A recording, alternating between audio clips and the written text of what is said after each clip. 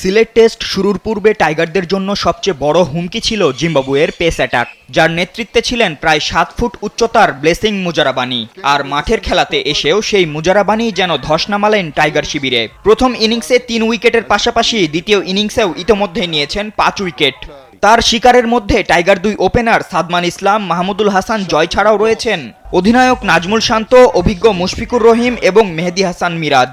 এর মধ্য দিয়ে তৃতীয়বারের মতো নিজের টেস্ট ক্যারিয়ারে এক ইনিংসে 5 উইকেট শিকার করলেন মুজারাবানি।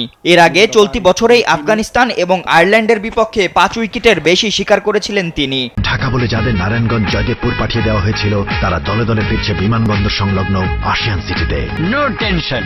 6.8 ফুট উচ্চতার এই বোলার একের পর এক বাউন্সার আর শর্ট বলে বাংলাদেশি ব্যাটারদের রীতিমতো নাভিশ্বাস তুলে ছেড়েছেন।